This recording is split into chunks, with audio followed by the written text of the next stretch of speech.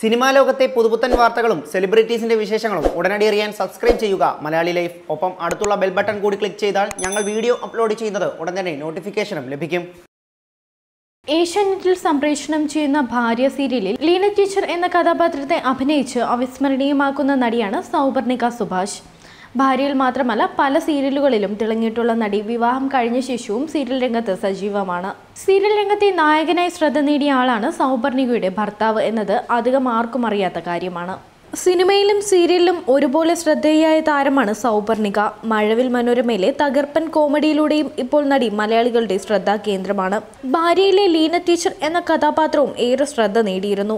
തുളസീദാസ് സംവിധാനം ചെയ്ത ഖജ ദേവയാനി എന്ന സീരിയലിലൂടെയാണ് 6ാം ക്ലാസ്സിൽ പഠിക്കുമ്പോൾ സൗപർണിക അഭിനയ രംഗത്തെത്തുന്നത്. പിന്നീട് അഭിനയ രംഗത്ത് നിന്നും ഇടവേളയെടുത്ത താരം തുളസീദാസിന്റെ അവൻ ചാണ്ടിയുടെ മകൻ തന്മാത്ര തുടങ്ങിയ സിനിമകളിലും വേഷമിട്ടു. പിന്നീട് സീരിയൽ രംഗത്ത് സജീവമായിരുന്ന നടി 2013 വിവാഹിതയായിട്ടും അഭിനയം തുടർന്നു. സീരിയൽ രംഗത്ത് തന്റേതായ വ്യക്തിമുദ്ര പതിപ്പിച്ച കോഴിക്കോട് സ്വദേശി സുഭാഷ് ബാലകൃഷ്ണനാണ് സൗപർണികയുടെ ഭർത്താവ്. സുഭാഷ് എന്നതിനേക്കാൾ ഉപരി അമ്മുവിന്റെ അമ്മ സീരിയലിലെ കിരൺ എന്ന കഥാപാത്രത്തെ അവതരിപ്പിച്ച വ്യക്തി എന്ന് പറയുന്നതാകും കൂടുതൽ നല്ലത്.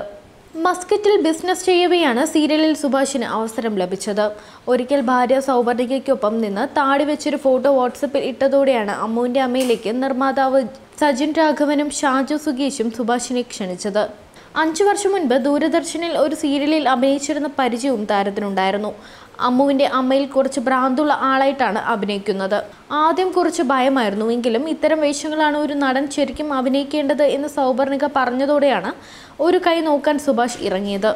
അത് പാഴ്വാക്കാകുകയും ചെയ്തില്ല. കിരൺ എന്ന കഥാപാത്രം ഇപ്പോഴും പ്രേക്ഷക മനസ്സിൽ തങ്ങി നിൽക്കുന്നുണ്ട്.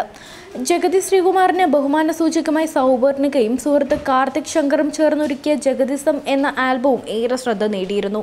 ഇതിൽ സൗപർണിക പാടി അഭിനയിച്ചിരുന്നു. ഇത് ജഗതിയെ കാണിച്ചപ്പോൾ താളം പിടിച്ചിരുന്ന് നന്നായി ആസ്വദിച്ചാണ് അദ്ദേഹം ആൽബം കണ്ടത്. ഇതൊരു കലാകാരി എന്ന നിലയിൽ എനിക്ക് കിട്ടിയ ഏറ്റവും വലിയ അംഗീകാരമായി കാണുന്നുവെന്നും സൗപർണിക പറയുന്നു. അഭിനയത്തിന് പുറമെ മികച്ച ഒരു ഫാഷൻ ഡിസൈനർ കൂടിയാണ് Sauparnika. Entertainment desk Malayali life.